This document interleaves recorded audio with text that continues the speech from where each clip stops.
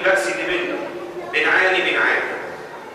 عايز أسألكم سؤال: ما الذي أهلك قوم عاد؟ ما الذي أهلك قوم ثمود؟ ما الذي أهلك قوم لوط؟ ما الذي أهلك قوم صالح؟ ما الذي أهلك فرعون وجنود فرعون؟ ما الذي أهلك الطواغيت في كل زمان ومكان؟ كلمة واحدة: المعصية. المعصية سبب الهلاك. والشيخ تحدث عن أمور فعلا حقيقية. النهارده بنسمع عن أمراض: فلز الطيور، فلز الخنازير، إيبولا، سارس، كورونا، إيدز. احكي واسمع. هو فعلا الراجل مش عايز يطول، انتوا عارفين ليه يا إخوة؟ لأن السبب لازم نعرفه. ما ظهر الفاحشة في قوم وأعلنوا عنها. احنا بنعلن عن الفاحشة دلوقتي، ما بتمرش في شارع من شوارع المسلمين والحواري والجامعات والمدارس، ربنا كده وهو بيشوفنا على الكرة الأرضية بيلاقي المسلمين أشد جرم من أهل الكفر. واحد يقول لي كده يا شيخ، انت دخلنا في قنوط كده. احنا كمسلمين أشد جرم من أهل الكفر؟ سب الدين ده ايه يا اخوة؟ ما ترد عليا. سب الدين ده ايه؟ هو سب الدين ده بقى ايه؟ موضة. خدنا علامة الجودة ال 9000 واحد، الايزو 9000 واحد في الجودة في سب الدين والطاغوت. دي المسلمين. عشان كده بنقول مدح رسول الله بمين؟ ده ربنا بينصر لنا، بيلاقينا احنا كمسلمين اشد جرم من اهل الكفر. بالله عليك يا اللي بيسب الدين، لو مت على هذه الحالة وإن لم تتوب وجالك ملك الموت، لا تآلف على الله، تموت كافر. تموت كافر. ده هؤلاء المسلمين. وفعلا أصبحنا بنعلن عن الفاحشة. في حادثة حصلت في أحد قرى المنصورة. إيه الحادثة؟ واحدة ست متخصصة في سرقة البهايم من بلاد الفلاحين، قرى. فمسكت متلبسة وهي ايه؟ داخله بيت من البيوت واخده البهيمه في ايدها. خدوها على اسم الشرطه. المحامي بتاعها قال لها ما تتكلميش لغايه ما اجيلك. اوعي تتكلمي. بس كنت ايه؟ متلبسه. الاستاذ المحامي لان عارف ان بلادنا بتحكم بالقوانين ايه؟ الوضعيه. والشيخ قال ايه؟ لا تحكم ايديكم من كتاب الله ايه؟ اخذ بعض بقى ايدي. فان شاء الله قال لها المحامي ما تتكلميش لغايه ما اجيلك. فاول ما وصل لها قال لها انت داخله على وكيل النيابه، قولي انا ما كنتش بسرق، انا كنت بمارس الفاحشه في المكان ده. بمارس ايه؟ لان الاستاذ المحامي عارف ان قوانيننا الوضعيه لا تعاقب على جريمه الزنا.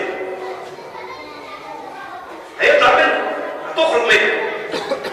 وفعلا دخلت على وكيل النيابه. انت كنت بتعملي ايه؟ ما كنتش بس يا ستي ده مسكوكي في مكانه بالليل، انا كنت بمارس الفاحشه. زمان في الماضي لو الحال انقلب يا اخوه، لو الحال انقلب، واحده ممسوكه في السنه في ايه؟ الماضي، ايام ما كان في اخلاق.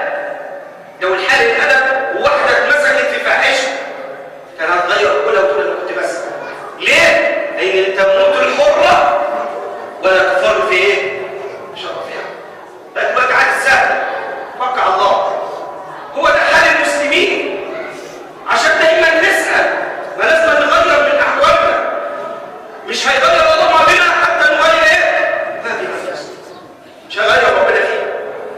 لان اصبحنا لا حول ولا قوه الا بالله اشد في الجرم والذنوب من اهل الكفر والشرك، بافعالنا باقوالنا، ولا حول ولا قوه الا بالله. يبقى لا تحصل الفاحشه في قوم قد واعلنوا عنها سب دين وزنا وكل اللي انت عايز تقوله وبيع المخدرات وزي عم الحاج اللي ظهر في التلفزيون ونقنن الحشيش. الله اصرف فاحش. خلاص بقى، كل سنه وانت طيب، اصرف فاحش واعمل حسنه وخلاص. نقنن بقى وواحد يقول له نقنن الزنا لا، اصبح لا حول ولا قوه الا بالله. يبقى يا اخوه لازم نغير من انفسنا، كل واحد فينا ينظر الى نفسه، الى بيته، الى اولاده. دي اول حاجه. احنا بقى بنعاني من شده المرونه وغلاء الاسعار وجود السلطات. سببه ايه؟ كل حاجه لها سبب. لم ينقصوا المكيال والميزان. عكس التفنين دلوقتي فن في سرقه، فن في السرقه. تبص تلاقي بعض الناس اللي عندهم موازين دي حقيقه يحط كفه كيلو الا ربع تقلها يعني، وكفه نص كيلو. اللي بيحط فيها الموازين هي اللي فيها نص كيلو والثانيه كيلو الا ربع. يبقى انت هتاخد الكيلو كله ايه؟ الا ربع. تفنين. يجيب لك حتى السنه يفرغها ويكتب لك عليها كيلو وهي نص كيلو على التفنين. يجيب لك حاجه ثانيه بقى التفنين كله من مين ده بقى؟ جم منين؟ من المسلمين. المجتمع مين؟ الغش ده منين؟ مجتمع المسلمين مش من بعض. مجتمع الاسلام اللي احنا دخلنا المسجد دلوقتي وعمالين نتوجه لربنا سبحانه وتعالى ونرفع ايدينا بالدعاء وان يقبل منا الدعاء. لا حول ولا قوه الا بالله. يوم يقول لك ايه؟ تلاقيه عنده كيسين كده، الحاجات المفعصه عنده وزنها في اكياس كده كيلو كيلو ونص وبتاع، عشان لو انت بس حاجه تبقى جاهزه. ويجيك يقول لك ايه؟ شوف اللي وقع منك يا استاذ. امال لو تبص روح طلع الكيس يقول لك اتفضل. فن في الغش. مين دولت؟ من المسلمين. لا حول ولا قوه الا بالله. ده يرضي الله ويرضي الرسول يا اخوه. احنا مسلمين. ما هو ده دي حقيقه وكلنا عارفين القصه بتاعت الشلابه. ان كان عمر لا يرانا فمين اللي يرانا؟ ربنا. رب عمر بيرانا، ينظر الينا وعرفنا كمسلمين. هل احنا مسلمين حق وبنتقي الله؟ نعم. لازم نعود. لا نصر ولا عزه ولا كرامه للمسلمين الا اذا عادوا لايه؟ للاحتيال والنصب والغش، للفجور، للفاحشه، الى كتاب الله وسنه رسول الله صلى الله عليه وسلم. فلازم نرجع يا اخي، لازم نتصالح مع مين؟ مع ربنا سبحانه وتعالى. وحتى لا اطيل عليكم يقول رب العزه سبحانه وتعالى: الحمد لله الذي انزل على عبده الكتاب ولم يجعل له عوجا قيما لينذر بأسا شديدا من لدنه ويبشر المؤمنين الذين يعملون الصالحات أن لهم